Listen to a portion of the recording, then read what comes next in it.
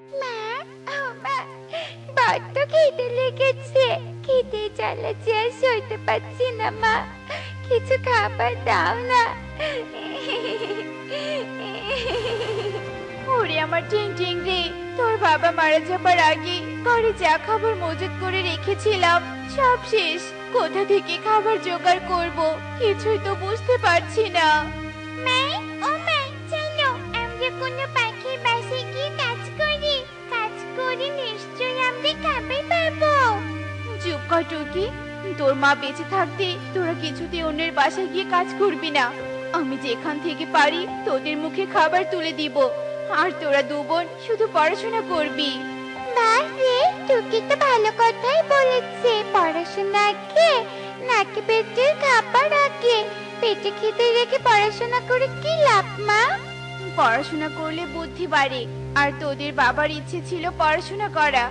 শোন, যা তোরা দু বোন পড়তে বস, আমি গিয়ে দেখি কোথাও খাবারের ব্যবস্থা করতে পারি কিনা।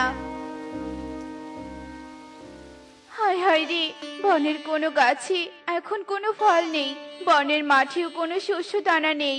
আমি কি খাবার নিয়ে ঘরে ফিরবো? আমার জন্য যে আমার দুই মেয়ে অপেক্ষা করে আছে। একে টনি, হঠাৎ তুই আমার গাছের ডালে? কি ব্যাপার, কিছু বলতে এসেছিস নাকি? আসলে কবুতর দাদা, আমি বড্ড বিপদে পড়েছি গো। ঘরে আমার খাবার শেষ, ছানা দুটো আমার না খেয়ে আছে। আমাকে একটু খাবার দিয়ে সাহায্য করো না। টনি, তুই বড্ড বোকা। স্বামী তোর মারা গেছে, তুই এখনো তোর এই কালো দুই ছানাকে নিয়ে পড়ে আছিস। ওদের ফেলে রেখে নতুন করে বিয়ে করলেই তো পারিস, তাহলে আর অন্যের দাঁড়ে দাঁড়ে খাবার খুঁজতে হবে না। মুখ সামলে কথা বলো কবুতর দাদা, কালো হোক আর ফর্সা হোক, ওরা আমার ছানা। ওদের ছেড়ে আমি কোথাও যাব না। আমি ভুল করেছি তোমার কাছে খাবার চাইতে এসে। এই বলে টনি সেখান থেকে উড়ে চলে যায়। আরে যা যা, অহংকারী টনি, তোর ওই দুই কালো ছানাকে রেখে কি করবি? না পারবি অভাবের জন্য পড়াশোনা করাতে, আর না পারবি ভালো পাত্র দেখে বিয়ে দিতে। এদিকে টনি কাঁদতে কাঁদতে একটা বাঁশের ছাড়ে এসে পৌঁছায়। আমি তো কোথাও খাবার জোগাড় করতে পারছি না। এই মুখ নিয়ে আমি বাড়ি ফিরবো কিভাবে?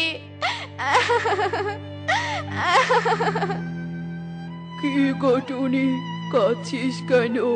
কি হয়েছে তোর? কপাল দোষে খাচ্ছি গো রাজু বুড়ো। ঘরে আমার ছোট ছোট দুটো মেয়ে, একজন মা হয়ে তাদের মুখে খাবার তুলে দিতে পারছি না। টাকাও নেই যে খাবার কিনবো। তুই চাইলে আমি তোকে একটা কাজ দিতে পারবো, ঘরে বসে টাকা রোজগার করতে পারবি। কি কাজ? কি কাজ রাজু বুড়ো? এই বাঁশ বাগান আমার, তুই এখান থেকে কিছু বাঁশ কেটে নিয়ে গিয়ে বাড়িতে বসে ঝুড়ি বানাবি, আর সেই ঝুড়ি কিনে নেওয়ার জন্য ঝুড়ি ব্যবসায়ীকে পাঠাবো। সে তোর কাছ থেকে টাকা দিয়ে প্রতিদিন ঝুড়ি কিনে নিবে। পারবি না ঝুড়ি বানাতে? পারবো পারবো, খুব পারবো আমি। তাহলে এই নে কুঠার, আর বাঁশ কেটে নিয়ে বাড়িতে যা। টনি বৃদ্ধা রাজুর কথা মতো কোটার নিয়ে বাঁশ কাটতে থাকে, আর বাঁশ কাটা শেষে বাঁশের বোঝা পিঠে নিয়ে বাড়িতে চলে যায়। একি মা, তুমি খাবার নিতে গিয়ে বাস নিয়ে ফিরে এলে কেন? এত বাস দিয়ে কি করবে মা? ঝুড়ি বানাবো, ঝুড়ি বানিয়ে ব্যবসা করে টাকা রোজগার করব, নিজেরাই খাবার কিনে খাবো। ততক্ষণ পর্যন্ত ক্ষুধা সহ্য করতে পারবি না তোরা? খুব পারবো, চলো মা, আমরা সবাই মিলে ঝুড়ি বানানোর কাজে লেগে পড়ি। এই বলে তিন মা মেয়ে মিলে বাঁশ দিয়ে ঝুড়ি বানানোর কাজ শুরু করে দেয়। অন্যদিকে কালু কাক দূরের একটা গাছের ডালে বসে টনির সব কথা শুনে ফেলে। আমি সব শুনে ফেলেছি। টুনি, তুই ঝুড়ি বানিয়ে ঝুড়ি বিক্রি করবি তাই না? এটা আর হবে না। আমি তোদের সব বানানো ঝুড়ি চুরি করে নিব, আর বিক্রি করে অনেক টাকার মালিক হব। এই গাছের ডালেই বসে থাকি, আর ঝুড়ি বানানো শেষ না হওয়া পর্যন্ত অপেক্ষা করি। এই বলে কালু কাক ওই গাছের ডালে বসে থাকে, আর অন্যদিকে টুনি তার 2 ছানাকে নিয়ে বাঁশ দিয়ে কিছু ঝুড়ি তৈরি করে ফেলে। টিং টিং টুকি, ছুরির ব্যবসায়ী তো কাল আসবে, তাই আজ এইটুকু কাজ করলেই হবে। চল চল, ঘরে গিয়ে একটু বিশ্রাম নেই, বাকি ঝুড়ি পরে বানাবো। ওই তো টুনি আর তার ছানা দুটো ঘরে ঢুকেছে। যাই, এই সুযোগে তাদের বানানো ঝুড়িগুলো নিয়ে চলে যাই। এই বলে কালো কাক টুনির বানানো ঝুড়ির কাছে আসে আর ঝুড়িগুলো পিঠে তুলে নিয়ে সেখান থেকে চলে যায়। আর কিছুক্ষণ পর টুনি আর তার 2 মেয়ে তাদের বানানো ঝুড়ির কাছে আসে। হায় হায়, এ কি সর্বনাশা কাণ্ড! আমাদের বানানো বাঁশের ঝুড়িগুলো কোথায়? নিশ্চয়ই কেউ চুরি করে নিয়ে গেছে মা। হায় হায় রে, আমাদের সুখের সময় না আসতেই কে এত বড় সর্বনাশ করলো! হায় হায় রে। মা, তুমি একটা হাতে শুনো না তো, আমরা আমাদের কষ্ট বিফলে যেতে দেব না। আমরা আবার চেষ্টা করব, আরো অনেক বাস আছে তো, আবার চুরি বানানো শুরু করব। ঠিক বলেছিস বোন। জানো মা, আমরা বইয়ে পড়েছি একবার না পারিলে দেখো শতবার। চলো চলো, চুরি ব্যবসায়ী না আসা পর্যন্ত আমরা আবার চুরি বানাই। ঠিক বলেছিস টিং টিং, তোরাই আমার অনুপ্রেরণা, মানসিক শক্তি। চলো আবার কাজ শুরু করি। টনি তার 2 মেয়েকে নিয়ে আবার কাজ শুরু করে দেয় আর দেখতে দেখতে সব বাঁশের ঝুড়ি বানিয়ে ফেলে। এরপর বনের রাত নেমে আসে। রাত হয়ে গেছে। টুকি টিং টিং, কাল সকালবেলা ঝুড়ি ব্যবসায়ী আসবে। তোরা 2 বোন যা, ঘরে গিয়ে ঘুমিয়ে পড়। আমি সারা রাত এখানে দাঁড়িয়ে ঝুড়িগুলো পাহারা দেই, যাতে চোর আবার চুরি করে নিয়ে যেতে না পারে। মা, পাহাড়ে দেওয়ার কোনো দরকার নেই। চুরি বানাতে বানাতে আমরা 2 বোন চুরি রক্ষা করার একটা বুদ্ধি বের করেছি। বুদ্ধি? কি বুদ্ধি? দাঁড়াও, এক্ষুনি ঘরের মধ্যে থেকে আসছি। দেখো মা, এ হলো আঠা। আমরা আমাদের চুরির চারপাশে আঠাগুলো ছিটিয়ে দিব, আর যদি কেউ আমাদের চুরি নিতে আসে তবে খাপ করে আঠাতে ধরা পড়বে। বাহ, তোদের মাথায় কি বুদ্ধি রে! তোদের নিয়ে আমার গর্ব হচ্ছে। দে দে, আঠাগুলো ছিটিয়ে দে। মা, আমাদের আঠা ছিটানো শেষ হয়েছে, আর রাত থেকে বাইরে দিতে হবে না। চলো মা, আমরা ঘরে গিয়ে এবার ঘুমিয়ে পড়ি। 3 মা মেয়ে ঘরে চলে যায় আর ঘরে গিয়ে ঘুমিয়ে পড়ে। এরপর রাত গভীর হলে কালো কাক আবার টুনির বানানো ঝুড়ির কাছে আসে। টুনি আবার ঝুড়ি বানিয়েছে। এর আগের বার টুনির ঝুড়ি বিক্রি করে বেশ টাকা পেয়েছি, আবার সব ঝুড়ি চুরি করে নিয়ে যাব। এ কথা বলে কালো কাক ঝুড়ির দিকে এগিয়ে যায়, কিন্তু কালো কাকের পার মাটি থেকে ওঠে না। একে একে আমার পা আটকে গেছে কেন? হায় হায় রে, কি হলো? কোনো ভূত পেতনি আমার পা টেনে ধরলো না তো? বাঁচাও বাঁচাও! এ কি কালুকা, তুই তুই এত রাতে এখানে? ওরে টুনি, তুই কি ভূত পেতনি পুষেছিস? সত্যি বলছি টুনি, আমি আর কোনোদিন তোর ঝুড়ি চুরি করতে আসবো না। ওরে টুনি, আমি নড়তেও পারছি না, চড়তেও পারছি না, আমাকে বাঁচা টুনি, বাঁচা। কি? তার মানে তুই আমার ঝুড়ি চুরি করতে এসেছিলি? তুই তাহলে সেই চোর? তোকে আমি ছাড়বো না। ক্ষমা করে দে রে টুনি, আমাকে ক্ষমা করে দে, এই কাজ আমি জীবনেও করব না। মা, কেউ ক্ষমা চাইলে আমাদের তাকে ক্ষমা করে দেওয়া উচিত। কালু কাকু দাঁড়াও, তোমাকে ছাড়ানোর ব্যবস্থা করছি। এই চোখে যা, তেলের শিশি এনে কালু কাকের পায়ে ঠেলে দে, আটা থেকে পা ছিঁড়ে যাবে। টুকি তেলের শিশি এনে কালুর পায়ে তেল ঢেলে দেয় আর কালুর পা আঠা থেকে খুলে যায়। ধন্যবাদ, আমাকে ক্ষমা করার জন্য ধন্যবাদ। আমি আর এসব চুরির কাজে আসবো না বাবা, পালাই। যাক, শেষ পর্যন্ত বুঝতে পারলাম আসল চোর কে। আমার 2 মেয়ের বুদ্ধি আছে বটে। এই নিন দিদি, ঝুড়ির দাম। আপনার ঝুড়ি আমার খুব পছন্দ হয়েছে, আমি আরো ঝুড়ি কিনতে চাই। আচ্ছা ঠিক আছে ঠিক আছে ইগল দাদা, তাই হবে। ওরে টিং টিং টুকি, আমরা টাকা পেয়েছি।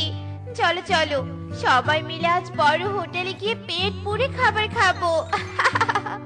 আরে চলো মা চলো। টনি তার দুই মেয়েকে নিয়ে মনের সুখে বাহিরের হোটেলে খাবার খেতে যায়। আর এভাবেই তাদের মা মেয়ের জীবনে সুখের দিন ফিরে আসে। কেন যে এত তাড়াতাড়ি সকাল হলো? একটু দেরি করে সকাল হলে কি হতো? আমি একটু শান্তিতে ঘুমাতে পারতাম। এখন আবার উঠতে হবে, কাজ করতে হবে, চুড়ি ফিতা আয়না চিরুনি বিক্রি করতে যেতে হবে। ধুর ধুর। অলস টনি ঘুম থেকে উঠে কাজে যাওয়ার জন্য আলসেমি করতে থাকে। আরে তোকে তুই হঠাৎ আমাদের কাছে? তুই তো আজকাল আমাদের সাথে খেলতে আসিস না, তুই তো একা একা খেলিস। সে তো খেলবই, আমার বাবা তো আমার জন্য নতুন নতুন খেলনা নিয়ে আসে। আর দেখ কাল আমার মা আমার জন্য কি সুন্দর চুড়ি নিয়েছে, আমার হাতে মানিয়েছে না বল?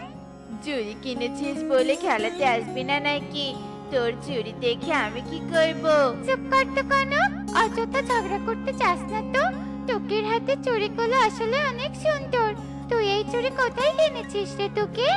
কোথা থেকে আবার কিনবো বল? কাল টনি মাসি চুড়ি ফিতা নিয়ে এসেছিল, সেখান থেকে তো এসব চুড়ি কিনে দিয়েছে মা।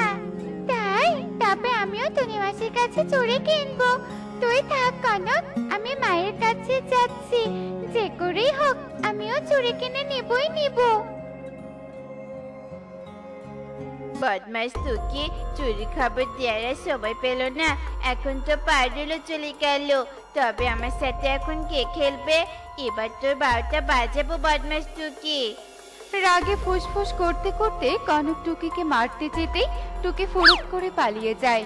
আর কনক টুকির পিছু নিলে টুকি প্রাণপণে উঠতে থাকে। এদিকে পারুল বাসায় গিয়ে তার মায়ের কাছে চুরির জন্য বায়না ধরতে থাকে। আহা পারুল, এখন এভাবে বায়না করিস না তো। আর এসব চুরি ফিতার বায়না তুই পেলি কোথায় বলতো? সেসব কথা তুমি বাদ দাও। টনি মাসির কাছে চুরি ফিতা সব পাওয়া যায়। আমি টনি মাসির কাছ থেকে চুরি কিনবো মা। তুমি আমাকে টনি মাসির কাছে নিয়ে চলো তো। কি আবল তাবল বলছিস বলতো পারুল? বিকেল হয়েছে প্রায়, এখন আমি ঘরের কাজকর্ম রেখে টুনির কাছে যাব চুরি কিনতে? আর আমার কাজগুলো কে করবে শুনি? কেন আমি করব? আমি সত্যি বলছি মা, আমি তোমার কাছে সাহায্য করব। তবুও তুমি চলো না মা আমার সাথে, আমার এক্ষুনি চুড়ি চাই। চুপ কর, একদম জেদ করবি না। আমি তোকে চুড়ি কিনে দিব, তবে এখন নয়। টুনি এদিকে চুড়ি বিক্রি করতে আসবে সেদিন। আর এখন আমি টুনির বাসায় যেতে পারবো না। সুখের কথা শুনে পারুল কাঁদতে কাঁদতে চলে যায়। আর টুনি কবে চুড়ি ফিতা বিক্রি করতে আসবে সে অপেক্ষা করতে থাকে। আর পারুলের অপেক্ষার প্রহর কাটিয়ে টুনি চুড়ি ফিতা বিক্রি করতে আসে। চুড়ি নিবি গো চুড়ি? চুড়ির সাথে ফিতাও ফ্রি আছে, হরেক রকমের জিনিস কিনতে পারবে কম দামে সব ধরনের জিনিস। চুড়ি নিবে গো চুড়ি, হরেক রকমের চুড়ি। মা মা, শুনেছো তুমি? টনি মাসি এসেছে, টনি মাসি। জলদি চলো, আজ তো চুড়ি কিনে দিতেই হবে। চলো মা, তাড়াতাড়ি চলো। আহা পারুল, এত লাফাস না তো। আমি দিচ্ছি তোকে চুড়ি কিনে। যা টুনিকে ডাক আগে। যাচ্ছি মা যাচ্ছি, এক্ষুনি যাচ্ছি। ও টনি মাসি শুনছো? ও টনি মাসি, তুমি কি শুনতে পাচ্ছ?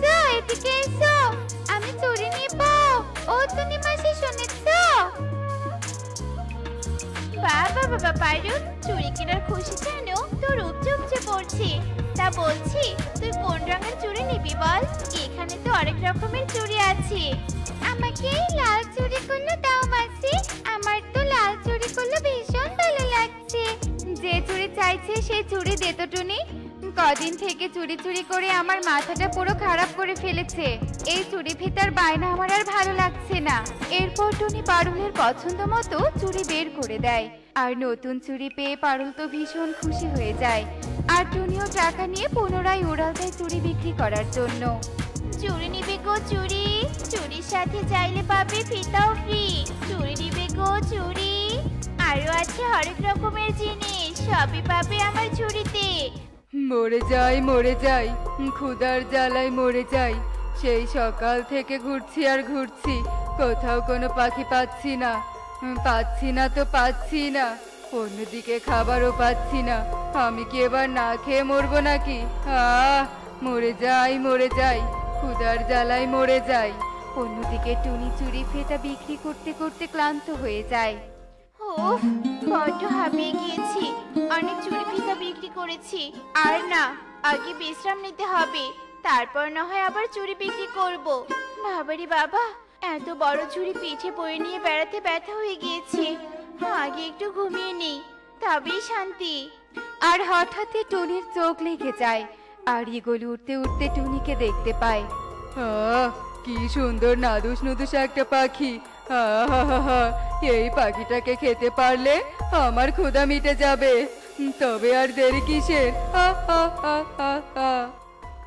ওরে বাবারে, ভূমিকম্প! ভূমিকম্প নয় ছোট পাখি, টর্নেডো। আরে টর্নেডো এবার তোকে ধ্বংস করে দিবে, আমি তোকে খেয়ে ফেলবো রে। এই রে, বিশ্রাম নিতে এসে তো দেখছি প্রাণ সংশয় হয়ে যাচ্ছে। না না, এই বদমাশ ঈগলের সামনে কিছুতেই ভয় পাওয়া যাবে না, বরং বুদ্ধি দিয়ে প্রাণ বাঁচাতে হবে। চুপ কর বদমাশ ঈগল, দৈত্যের মতো একদম হাসবি না। আমাকে খাওয়ার মতো ঠোঁটে শক্তি হয়নি তোর এখনো। আমাকে দেখে ছোট পাখি মনে হলেও আমার ক্ষমতা সম্পর্কে তোর কোনো জ্ঞান নেই, মূর্খ ঈগল কোথাকার। এটা কি হলো? কেসটা কেমন জানি জন্ডিস হয়ে গেল। এক মুঠো ছোট পাখি টুনি আমাকে ধমক দিচ্ছে, সাহস তো কম নয়। পেরেছি পেরেছি, ঈগলকে বোকা বানানোর প্রথম ধাপ অতিক্রম করতে পেরেছি। এই টুনি, এই কি ভাবছিস? তুই যে এত বকবক করলি, এবার তোর পরিচয় দে তো দেখি। আমার তো জানা নেই তুই কে আর তোর ক্ষমতা কি, তাই ভালোই ভালোই সবটা বল, নয়তো। নয়তো কি? হ্যাঁ, নয়তো কি? তুই আমাকে ধমক দিস? শোন তবে, মহাশক্তিশালী তান্ত্রিক বৈদ্য, ক্ষমতাধর কবিরাজ জাদুকর্ণী টুনি আমি। আর ছুরিতে চুরি ফিতা দেখছিস না, এগুলো আমার জাদুর জিনিসপত্র। এবার তোকে আমি করব ভস্য। হ্যাঁ, মানে বলছিস কি রে? না মানে বলছো কি জাদু শক্তি তান্ত্রিক বৈদ্য? যা বলেছিস সেটাই শুনেছিস, এবার করব আমি তোকে বন্দি।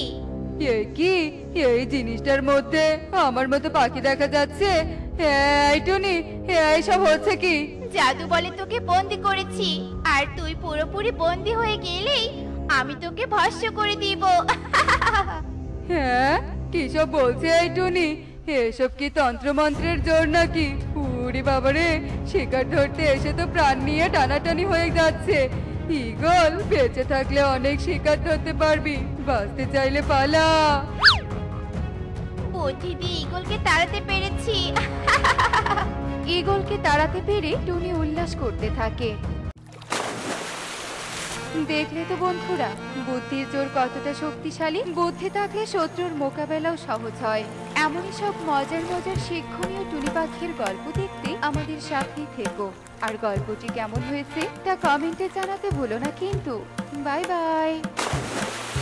মা টিং টিং, আমার সঙ্গে সঙ্গে ওর, একা একা সামনে উড়িস না মা, যে কোনো সময় বিপদ হতে পারে।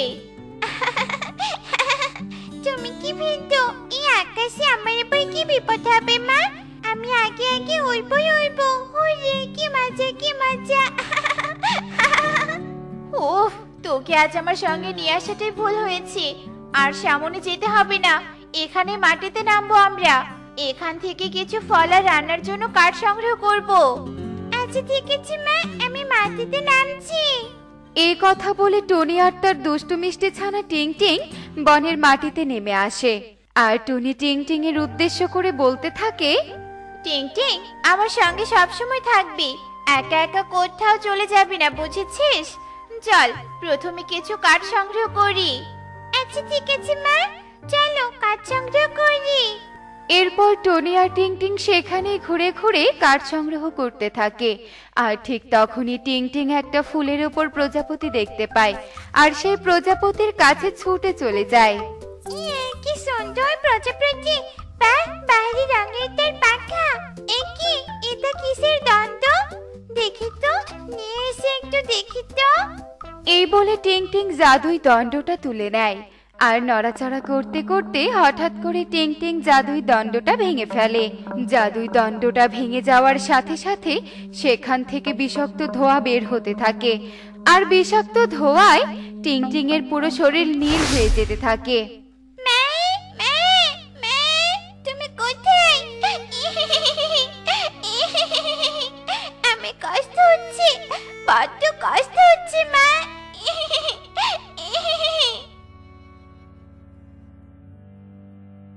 কি হলো টিং টিং মা, তোর শরীর এমন নীল হয়ে গেল কেন?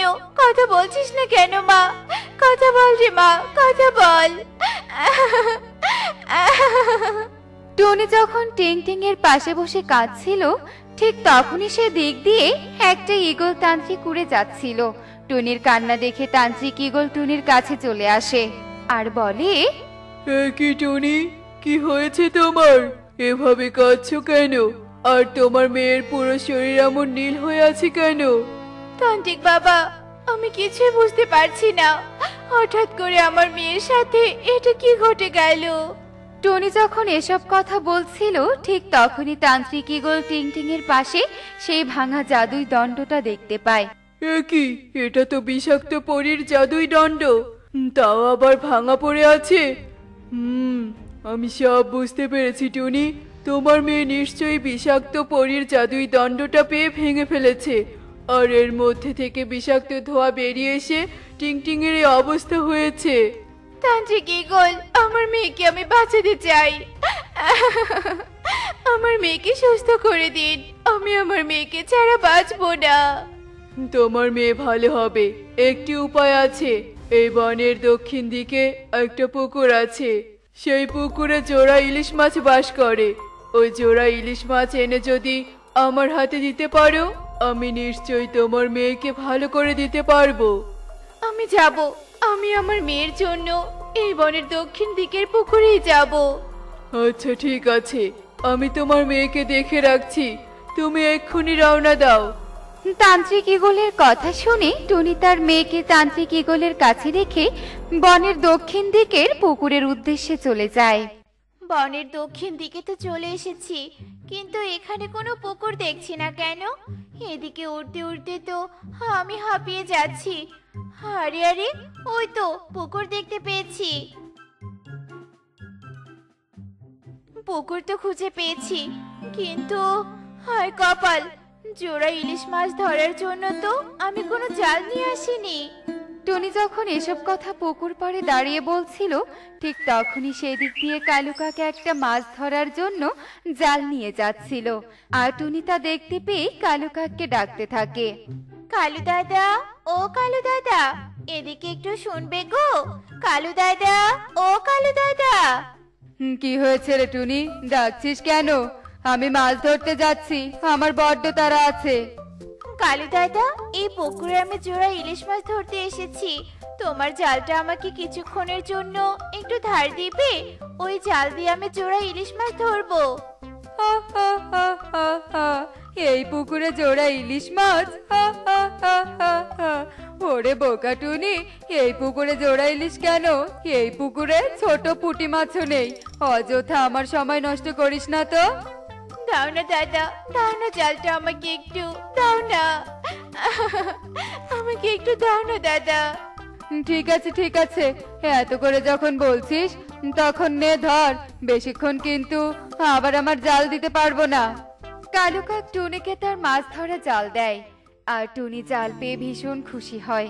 টুনি সঙ্গে সঙ্গে পুকুরে জাল ফেলে, কিন্তু কোনো ইলিশ মাছ ওঠে না। টুনি বারবার পুকুরে জাল ফেলে চেষ্টা করতে থাকে। এদিকে কালু কাক রেগে টুনির হাত থেকে জাল কেড়ে নিয়ে বলে, হয়েছে হয়েছে, তোর এসব বৃথা চেষ্টা দেখে আমার এসব লাভ নেই, অযথা সময় নষ্ট করতে চাই না, চললাম আমি। কালু দাদা, যেও না, যেও না, আমাকে আরেকটু চেষ্টা করতে দাও। জোড়া ইলিশ না পেলে যে আমার মেয়ে বাঁচবে না, আর এখান থেকে যদি জোড়া ইলিশ নিয়ে না ফিরতে পারি তবে এই পুকুরে জীবন বিসর্জন দিব আমি। টুনি যখন মনের দুঃখে এসব কথা বলছিল ঠিক তখনই পুকুর থেকে এক জলপরি উঠে আসে আর টুনিকে দেখে বলে, টুনি, কেঁদো না তুমি, আমি পুকুরের জলের ভেতর থেকে তোমার সব কষ্টের কথা শুনেছি। এ কি জলপরি, তুমি তুমি যদি সত্যি আমার কষ্টের কথা শুনে থাকো তবে দাও না, এই পুকুরের জোড়া ইলিশ মাছ আমার হাতে তুলে দাও না। আমার মেয়ের অবস্থা যে বড্ড খারাপ। হ্যাঁ টুনি, এক্ষুনি দিচ্ছি তোমাকে। এই বলে জলপরি পুকুরের জলে হাত ডুবিয়ে দুটো ইলিশ মাছ তোলে আর টুনির দিকে এগিয়ে দিয়ে বলে, এই নাও টুনি, তোমার জোড়া ইলিশ মাছ। জলপরির হাত থেকে টুনি জোড়া ইলিশ মাছ নিয়ে নেয় আর জলপরিকে বলে, ধন্য জলপরি, তুমি ধন্য। তুমি না থাকলে আজ যে আমার কি হতো, হয়তো বা এই জোড়া ইলিশ মাছ আমি কিছুতেই ধরতে পারতাম না। টুনি, আমি না থাকলে তুমি এই জোড়া ইলিশ মাছ কিছুতেই পেতে না, যতই চেষ্টা করো না কেন, কারণ এই ইলিশ মাছ আমাকে ছাড়া আর কাউকে ধরা দেয় না। যাও যাও, আর দেরি করো না, ইলিশ মাছ নিয়ে যাও। ধন্যবাদ জলপরি, অনেক ধন্যবাদ তোমাকে। এই কথা বলে জলপরির কাছ থেকে টুনি বিদায় নিয়ে তার মেয়ের কাছে জোড়া ইলিশ মাছ নিয়ে ফিরে আসে। ঈগল তান্ত্রিক, আমি এসেছি, আমার মেয়েকে বাঁচানোর জন্য জোড়া ইলিশ নিয়ে এসেছি। দাও দাও টুনি, তাড়াতাড়ি ওই জোড়া ইলিশ মাছ আমার হাতে দাও। টুনি তান্ত্রিক ঈগলের হাতে জোড়া ইলিশ তুলে দেয় আর ঈগল সেই জোড়া ইলিশ হাতে নিয়ে মন্ত্র পড়তে থাকে। হিরিং বিরিং তিরিং, জোড়া ইলিশ বদলে অমৃত জল তৈরি হয়ে যা। হিরিং বিরিং তিরিং। তান্ত্রিক ঈগল মন্ত্র পড়ার সাথে সাথে জোড়া ইলিশ দুটো রূপ পরিবর্তন করে তান্ত্রিকের হাতে অমৃত জলের পাত্রে পরিণত হয়ে যায়। টুনি, তোমার ভয়ের আর কোনো কারণ নেই। আমি জোড়া ইলিশ থেকে অমৃত জল বানাতে সক্ষম হয়েছি। এই জল তোমার মেয়ের শরীরে ছিটিয়ে দিলেই তোমার মেয়ে আবার আগের মতো সুস্থ হয়ে যাবে। তবে দেরি কিসের, ছিটিয়ে দিন আমার মেয়ের শরীরে, ছিটিয়ে দিন। তান্ত্রিক ঈগল অমৃত জল টিংটিং এর গায়ে ছিটিয়ে দিতে টিংটিং এর শরীরে নীল রং মিলিয়ে গিয়ে আবার আগের রূপ ধারণ করে। তারপর টিংটিং সুস্থ হয়ে ওঠে আর বলে, মা, মা, এই তো সুস্থ হয়ে উঠেছে আমার মেয়ে। টিং টিং, কেন মা, কেন আমার কথা শুনিসনি কেন? দেখ তোর কি অবস্থা হয়েছিল, আজ তোর কিছু হলে আমার কি হতো মা? মা, আমি কিছুতে হতো না। তোমার মতো যার মা আছে তার কিছুই হতে পারে না। দেখো না, তুমি আমাকে ঠিক সুস্থ করে নিয়েছো। না না ছোট্ট ছানা টিংটিং, তোমার মা তোমাকে সবসময় রক্ষা করবে বলে তোমার কিছুতে বেপরোয়া হওয়া উচিত নয়। তোমাকে নিজে সাবধান থাকতে হবে আর মায়ের কথা মেনে চলতে হবে, নয়তো কোনো এক সময় আসবে যে তুমি বিপদে পড়েছো, কিন্তু তোমাকে রক্ষা করার জন্য তোমার মা আর থাকবে না। ঠিক বলেছো তান্ত্রিক দাদু, আমি এবার নিজে সাবধান থাকবো। তান্ত্রিক ঈগল, এবার আমরা ফিরে যাই নিজেদের বাসায়। অবশ্যই অবশ্যই। এরপর টুনি তার মেয়ে টিংটিংকে নিয়ে নিশ্চিন্ত মনে বাসায় চলে যায়। এমনই সব মজার মজার শিক্ষণীয় টুনি পাখির গল্প দেখতে আমাদের সাথেই থেকো। আর গল্পটি কেমন হয়েছে তা কমেন্টে জানাতে ভুলো না কিন্তু। Bye bye.